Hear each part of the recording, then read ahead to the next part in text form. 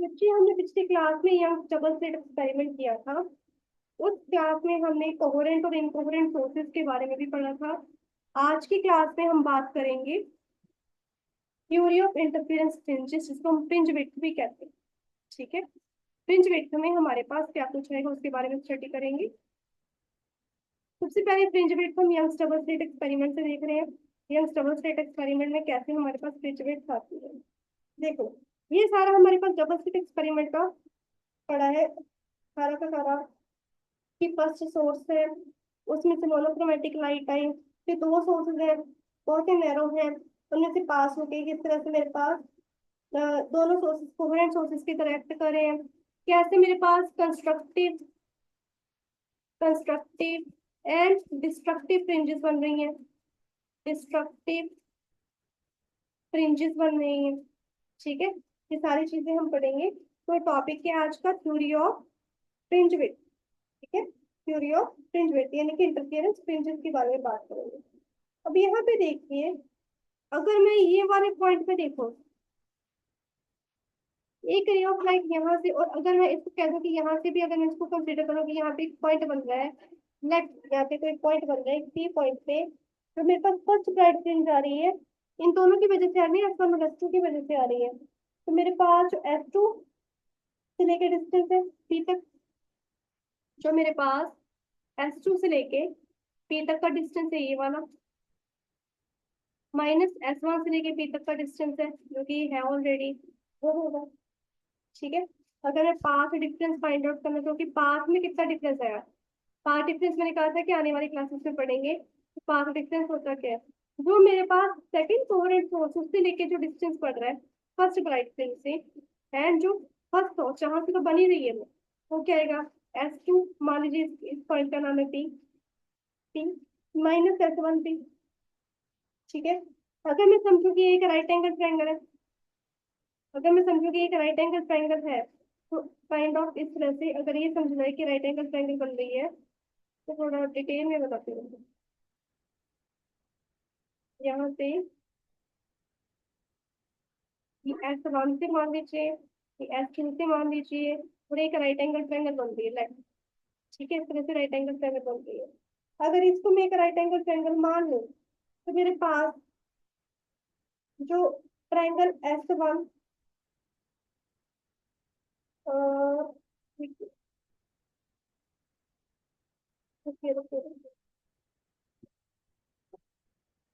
Second bright fringe है। पहले naming करते हैं फिर आएगा। मान लीजिए इसका, इस पॉइंट का नाम है P, सेकंड ब्राइट फ्रिंज का नाम है A। ठीक है, थर्ड ब्राइट फ्रिंज का नाम है O, फोर्थ ब्राइट फ्रिंज का नाम है B, तो लास्ट वाले का है D। ठीक है, नेट मेरे पास ये आ, ठीक है, D तक आ गया। अब जब यहाँ पर ये चीज आई है, तो D चलो डिस्टेंस भी तो होता है, क्यों ले लो चलो इसको, क्यों ले लो। और क्या, ये पी क्यू है, ये ए बी है, और ये ओ है, और यहाँ से लेके यहाँ तक का जो डिस्टेंस है मेरे पास डी आर। ठीक है, थोड़ा डिस्टेंस भी थोड़ा हमें आसानी हो जाती है। इसको काइंड ऑफ पूरा एक्सप्रेशन करने की जरूरत नहीं है। पूरा एक्सप्रेशन करोगे, सॉल्व करोगे, आपको सिर्फ एक बात पता चलेगी।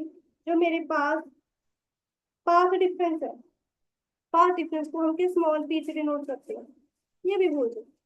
ठीक है, जो पाथ डिफरेंस है उसको हम स्मॉल पी से डिनोट करते हैं। वो किसके इक्वल आता है, एक्स डी अपॉन डी। अब आपको ये स्मॉल डी और स्मॉल एक्स क्या है बताती हूँ। यहाँ से लेके यहाँ तक का डिस्टेंस, डबल स्लिट से स्क्रीन तक का डिस्टेंस है मेरे पास कैपिटल डी। ठीक है, जो मेरे पास ये दोनों फ्रिंजेस है, इनके बीच का डिस्टेंस है डी, क्योंकि इन दोनों फ्रिंजेस के सामने सामने मेरे पास S1 और S2 की स्लिट खत्म हो रही है। ठीक है, ये खत्म हो रहा है, तो ये भी मेरे पास क्या होगा, D/2 होगा। यहाँ से यहाँ तक का डिस्टेंस, ये वाला डिस्टेंस भी D/2 होगा यहाँ से यहाँ तक का। तो टोटल मेरे पास डिस्टेंस जो डबल स्लिट वाली है, उसका डबल स्लिट का डिस्टेंस है D। ठीक है, तो एक्स क्या हुआ। अब देखिए बेटा, मेरे पास ये दोनों कोहेरेंट सोर्सेज है, तीन और वहां तक का डिस्टेंस हो गया कैपिटल डी, और जो दोनों स्लिट्स के बीच का डिस्टेंस है वो कितना हो गया, स्मॉल डी, है ना। चाहे आप इसको ना ऐसे भी मत करो, स्मॉल डी, इसको ऐसे समझो। स्लिट्स का डिफरेंस ले रहे हैं ना, उसको ऐसे ही लो, जहां जहां स्लिट है बस इतना इतना पार्ट ही लो फिर तो, d/2, d/2, यहाँ से यहाँ तक का इतना छोटा डिस्टेंस ले लेंगे। ठीक है, और एक्स आप ले लीजिए,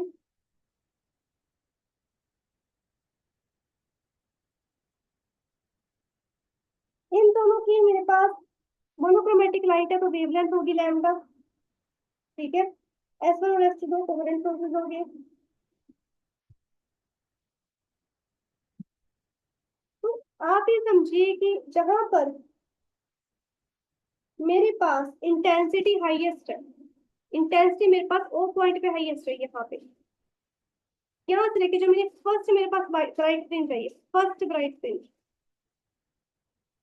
फर्स्ट ब्राइट फ्रिंज, वहां तक का डिस्टेंस आप ले लेंगे एक्स।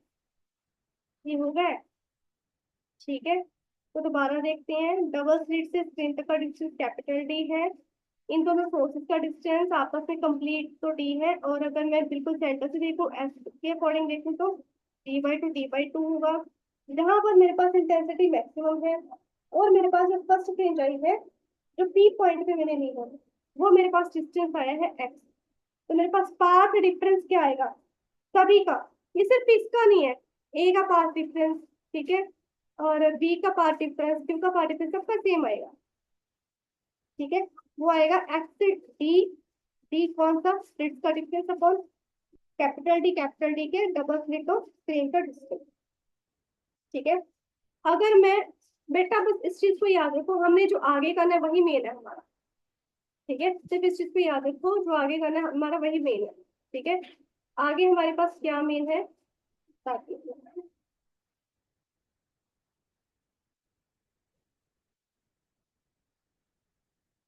नेक्स्ट हमारे पास मेन चीज जो आती है वो ये आएगी कि जो भी मेरे पास,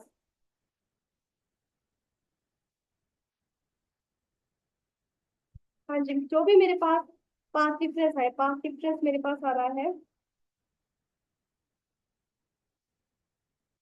small p is equal to X d/d। ठीक है, ये हो गया। मुझे फाइंड आउट करनी है position of bright fringe. I want to determine the position of bright fringe, bright fringes की क्या पोजीशन होगी। ठीक है, देखिए, हमने क्या पढ़ा था पिछली क्लास में कि for constructive interference, for constructive interference, क्योंकि कंस्ट्रक्टिव इंटरफेरेंस में ही हमारे पास ब्राइट फ्रिंज आती है ना। फॉर कंस्ट्रक्टिव इंटरफेरेंस जो मेरे पास पाथ डिफरेंस है वो एन लैम्डा की इक्वल है। अभी मेरे नए पाथ डिफरेंस का क्या फॉर्मूला निकल, जो कि सभी जगह वैल्यूएबल है, दैट इज एक्स d/d। दोनों को कंपेयर कर दो, जब आप दोनों को कंपेयर कर दोगे आपके पास एन लैम्डा x d/d के इक्वल आ गया, जिससे आप x की वैल्यू निकाल लो एन लैम्डा d/स्मॉल d। ठीक है, अब यहाँ पे एन की वैल्यू क्या थी, कंस्ट्रक्टिव इंटरफेरेंस के लिए एन की वैल्यू क्या निकाली हमने, 0 1 2 3 अप टू 4। ठीक है, तो अगर मेरे पास एन जीरो है, अगर मेरे पास एन जीरो है तो मेरे पास पाथ डिफरेंस भी जीरो होगा, क्योंकि सारी टर्म जीरो है। तो जब मेरे पास पाथ डिफरेंस यानी कि एक्स की वैल्यू जीरो, यानी कि जो मेरे पास हाईएस्ट इंटेंसिटी वाली वेव थी और जो उसके उससे लेके जो फर्स्ट वाली वेव थी, अगर ये टर्म मेरी जीरो आ गई, यहाँ से लेके जो यहाँ तक का डिस्टेंस है, अगर ये जीरो आ गया तो मेरे पास एक्चुअल में सेंट्रल ब्राइट फ्रिंज आ रही है, क्योंकि यहाँ तक कोई डिस्टेंस है ही नहीं, बात ही सेंट्रल ब्राइट फ्रिंज की हो रही है। ठीक है, तो मेरे पास सेंट्रल ब्राइट फ्रिंज आएगी, सेंट्रल ब्राइट फ्रिंज के लिए मेरे पास एन की वैल्यू जीरो होगी।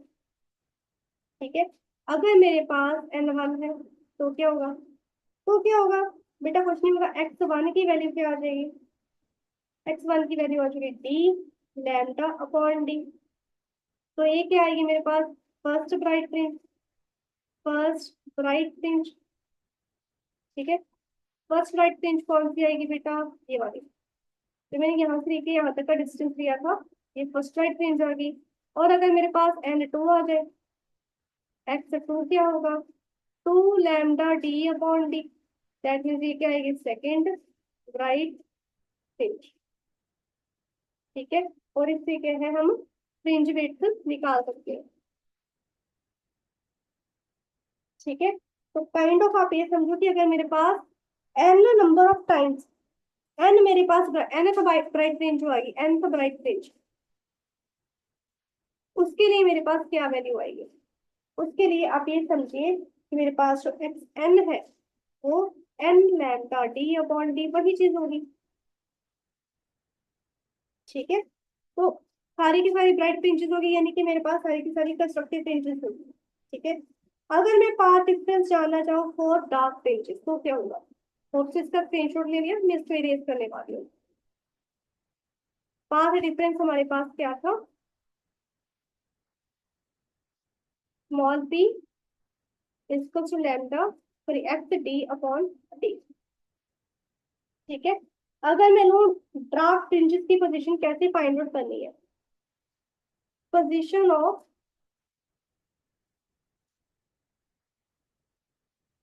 डार्क फ्रिंज, यानी कि बात हो रही है मेरे पास डिस्ट्रक्टिव इंटरफेरेंस।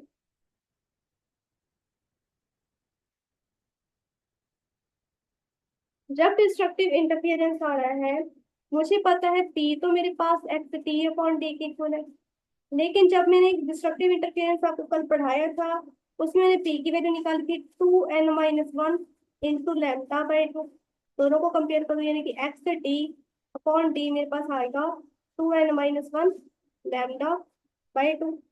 एक्स की वैल्यू क्या आ गई, 2n-1 lambda D upon small D, नहीं small D upon capital D आना था, उल्टा लिख दिया, small D upon capital D. ठीक है, इसमें बेटा एन की वैल्यू कहाँ से लेके कहाँ तक है, 1 2 3 अप टू 4। ठीक है, four N is equal to 1, N is equal to 1 क्या आएगा मेरे पास, देखो x1 डैश ले लेते हैं क्योंकि डार्क फ्रिंज की बात हो रही है, क्योंकि उसमें x1 था फॉर ब्राइट फ्रिंज, यहाँ पे x1 डैश आएगा। x1 डैश एन की वैल्यू है 2-1 लैम्डा डी अपॉन डी, तो क्या आएगा, लैम्डा डी अपॉन डी। ठीक है, फर्स्ट डार्क फ्रिंज है, फर्स्ट डार्क फ्रिंज। सिमिलरली आप सेकेंड डार्क फ्रिंज भी निकालोगे n-2 करके, n इज टू 2 करके, क्या आएगा 4-1, 2 है 2 सा 4-1 3 लैम्डा डी अपॉन डी। ठीक है, सेकेंड डार्क फ्रिंज, और अगर nth निकालनी हो तो सेम फॉर्मूला ही बन जाएगा जैसे पहले वाला सही है, ये क्या होगा 4nth हो जाएगा, ये लो। ठीक है, तो ये आपका आ गया। तो अब इसमें से मुझे फ्रिंज विड्थ निकालनी है, इस पूरे टॉपिक में से। अब जैसे कि कंस्ट्रक्टिव का क्या क्या हो गया, डिस्ट्रक्टिव का क्या क्या हो गया, उससे मुझे क्या फ्रिंज विड्थ निकालनी है। तो फ्रिंज विड्थ पहले तो ये जानने होता क्या है, फ्रिंज विड्थ, फ्रिंज विड्थ ये हमारे पास होता है बेटा, it is a separation between two successive bright and dark fringes. ठीक है, it is a separation between two bright and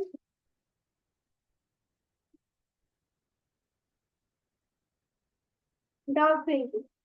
ठीक है, तो अगर मैं डार्क फ्रिंज की ही विड्थ निकालना चाहूँ तो क्या आएगी, दो कॉन्जिक्यूटिव ब्राइट फ्रिंजेस की विड्थ आ जाएगी, है ना। अगर मैं विड्थ ऑफ डार्क फ्रिंज निकालूं क्या आएगा, separation between, separation between two consecutive, to consecutive bright fringes, दो ब्राइट फ्रिंज के बीच में ही आएगा। देखो, अब इसमें ना आपको वो वाली इमेज अज्यूम करनी है जो पहले हमने देखी थी। ठीक है, एक मिनट, ये वाली है फर्स्ट ब्राइट फ्रिंज की, सेकंड, दोनों के बीच में मेरे पास एक डार्क फ्रिंज नहीं आई, वही चीज हो रही है। दो ब्राइट है और उसके बीच में एक डार्क आ गया, दो ब्राइट है उसके बीच में एक डार्क आ गया, दो ब्राइट में डार्क आ गया, दो ब्राइट में डार्क आ गया, जहां मिनिमम दिख रहा है ना, वही चीज हो रही है। तो जब ये चीज हो रही है दैट मीन्स मेरे पास यही इसका आंसर है ना। यही इसका आंसर है। तो separation between two consecutive dark fringes मेरे पास क्या आएगा, विड्थ ऑफ डार्क फ्रिंज। ठीक है, तो मेरे पास ये आएगा, देखो फर्स्ट वाली का नाम दे दिया मैंने एक्सेल, फर्स्ट वाली का नाम दे दिया एक्सेल। ठीक है, फर्स्ट ब्राइट फ्रिंज है। सेकंड क्या होएगा, उसमें से एक माइनस का तो सेकंड आ जाएगी। अब यही चीज हो रही है यहाँ पे, इसको ड्रॉ कर देती हूँ आपको ताकि आसानी रहे। देखिए यहाँ ये चीज हो रही है, राइट। जब यहाँ पे देखिए मेरे पास x1 आया था, यहाँ पे x0, ये तो था x n इजिकल्स टू 0 वाला, ये था n इजिकल्स टू 1, ये था n इजिकल्स टू 2, है ना। हमने फर्स्ट ब्राइट फ्रिंज क्या निकाली थी, फर्स्ट ब्राइट फ्रिंज क्या निकाली थी, सोचो, D lambda upon D. Second क्या निकाली थी, 2d लैम्डा अपॉन डी। अगर थर्ड आएगा तो 3d लैम्डा, फोर्थ आएगा 4d लैम्डा। यानी कि सेकंड में से वन माइनस कर दे मैं, तो एक्स एन माइनस वन आ जाएगी। एन में एक माइनस कर दो तो उससे छोटी वाली आ जाएगी, है ना। तो एन यानी कि टू से आगे वन आई, अगर मेरे को थ्री है, मान लीजिए यहाँ पे अज्यूम कर लो कि हमारे पास ये ना ऐसे नहीं बनता, अज्यूम करते हैं, थोड़े से एक अजम्पशन लेके आते हैं। मेरे पास जो यंग डबल स्लिट एक्सपेरिमेंट है उसके अकॉर्डिंग इस तरह से फ्रिंजेस आ रही है ऐसे। ठीक है, तो यहाँ पे 1 2 3 4 5 0, 5 में से एक कम हुआ 4, 4 में से एक कम हुआ 3, 3 में से एक कम हुआ 2, 2 में से एक कम हुआ 1। काइंड ऑफ इसको मैं एन मान लेती हूँ, एन माइनस वन 4 आ गया। ठीक है, तो इसको एन मानो, इसमें से एन माइनस वन 3 आ गया, इसको एन मानो, इसमें से एन माइनस वन 2 आ गया, इस तरह से चल गया। तो यहाँ पे एक्स एन का क्या फॉर्मूला आया था, N D lambda upon small D. यहाँ पे क्या है, N minus one D lambda upon small D. ठीक है, इसको सॉल्व करते हैं। डी ले लो एलसीएम, एन डी लैम्डा, इसको खोल दो, यहाँ पे आएगा N D lambda minus D lambda. ठीक है, इसको ओपन करोगे, N D lambda minus N D lambda, minus minus हो गया plus D lambda upon D. ये दोनों आपस में क्या हो जाएंगे, कैंसिल। पीछे क्या बचा, डी लैम्डा अपॉन डी। यही है मेरे पास width of dark fringe. Width of dark fringe क्या आएगा मेरे पास, D lambda upon small D. अगर ब्राइट फ्रिंज निकाल, इसी के नीचे ब्राइट फ्रिंज निकाल दूंगी, स्क्रीनशॉट ले लो जल्दी से। डार्क फ्रिंज की विड्थ मेरे पास देखो माइनस होके आ रही थी, अब विड्थ ऑफ ब्राइट फ्रिंज निकाल दो। ये तो आपने ना सीधे रिजल्ट ही याद रखते हैं, मैं आपको सही बताऊं, आपको इसके बेसिस पे आएंगे न्यूमेरिकल तकड़े वाले। ठीक है, अब निकालते हैं विड्थ ऑफ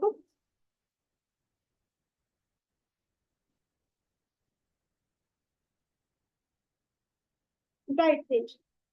ये क्या होगा, अगर ये दो कॉन्जिक्यूटिव ब्राइट फ्रिंजेस के बीच का डिस्टेंस सेपरेशन है, तो ब्राइट फ्रिंज का क्या होगा, दो कॉन्जिक्यूटिव डार्क फ्रिंजेस के बीच का डिस्टेंस, है ना।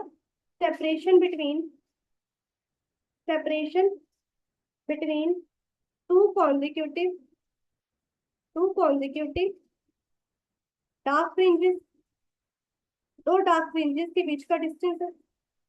ये डार्क है, ये डार्क, इसके बीच का डिस्टेंस क्या आएगा, ब्राइट आएगा। ये भी डार्क था, ये भी डार्क था, वही बात है। इस फ्रिंज की कितनी वेट्स है, इन दोनों की सेपरेशन बता देगी। क्या आएगा, जैसे इसमें एक्स एन माइनस वन लिया था, इसमें एक्स डैश ले लो। ठीक है, X dash N minus X dash N minus one. ठीक है, एक्स डैश एन की वैल्यू थी 2n-1 into D lambda upon 2d minus, इसमें एक और माइनस कर दो, 2n-1 में, 2n-1 में एक और माइनस वन कर दिया, डी लैम्डा अपॉन 2d। ठीक है, क्या करो, 2n-2n-1, है ना, 2n-2 हो गया ना। ये क्लियरली दिख नहीं रहा है, मुझे खुद को प्लस लग रहा है, 2n-1। ठीक है, 1, इसमें एक और माइनस कर दो, तो क्या आएगा, पहले तो 2d ले लो कॉमन, अपॉन डी लैम्डा, इसको खोल दो, minus D lambda minus 2 n d lambda, ये -1 -1 -2 हो गया, minus minus plus 2 d lambda. ठीक है, ये और ये कैंसिल, ये 2 है ये माइनस है। बेसिकली अगर मैं इसको करूँ solve, d lambda upon 2d अलग निकालो, ये आएगा -1 + 2। ये क्या आ जाएगा, d लैम्डा अपॉन 2d। कुछ गड़बड़ हुई है, 2d नहीं आना चाहिए, सेम ही आना चाहिए बेटा, तो हमारे पास कुछ गड़बड़ की है मेरी।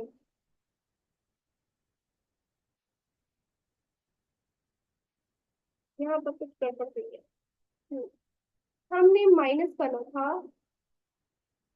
x डैश एन -1 में से, है ना। अच्छा, ठीक है ठीक है ठीक है, कितनी स्टूपिड मिस्टेक की मैंने, रियली सॉरी अबाउट दिस, बहुत ही ज्यादा स्टूपिड मिस्टेक कर दी। देखिए n में से माइनस करना है तो n -1 आएगा, ये -1 तो एज इट इज पड़ा है, into D lambda upon 2d। अब सॉल्व करते हैं इसको, 2d एलसीएम, यहाँ पे आएगा 2n d lambda minus d lambda, यहाँ पे माइनस आएगा, पहले आएगा 2n, फिर आएगा -2 -1। ठीक है, यहाँ पर आएगा डी लैम्डा अपॉन 2d तो आ ही गया। ठीक है, इसको अब मैं यहाँ पे सॉल्व कर रही हूँ, तो 2n d lambda minus d lambda minus 2n d lambda minus minus, क्योंकि पहले यहाँ पे माइनस माइनस प्लस करके -3 होगा, minus minus +3 d lambda upon 2d, ये और ये कैंसिल। ठीक है, तो -d लैम्डा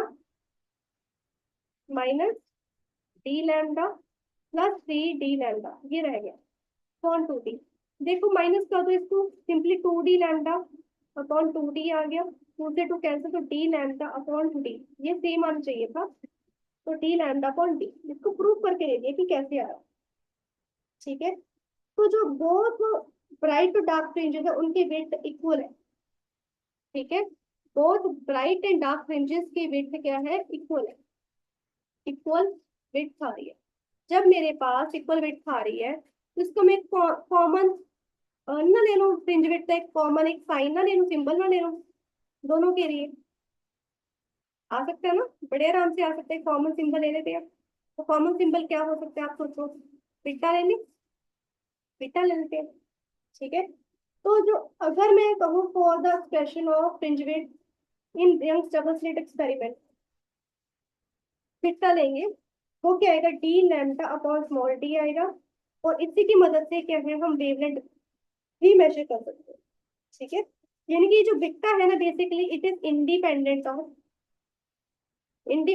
ऑफ एल, यानी कि इतनी नंबर ऑफ मर्जी नंबर ऑफ फ्रिंजेस हो, सबकी वेट से सेम होगी। ठीक है, सबकी वेट से सेम होगी। अगर मेरे पास लैम्डा ज्यादा होगा, वेवलेंथ ज्यादा होगी, तो ऑब्वियस सी बात है फ्रिंज वेट भी ज्यादा होगी, और लैम्डा कम होगा तो फ्रिंज वेट से भी क्या है, कम हो जाएगी। और इसी से मैं लैम्डा की वैल्यू निकाल सकती हूँ, लैम्डा क्या आएगा, beta D upon capital D. ठीक है, तो हमारा आज का टॉपिक था कि हमें फ्रिंज वेट कैसे मेजर करनी है, वो हमने टॉपिक क्या है कंप्लीट कर लिया। ठीक है, नेक्स्ट टॉपिक हमारा बनेगा कंडीशंस फॉर सस्टेन्ड इंटरफेरेंस, वो हम नेक्स्ट क्लास में पढ़ेंगे। तो दैट्स सब फॉर टुडेज क्लास, तो आपको समझ में आ गया सारा।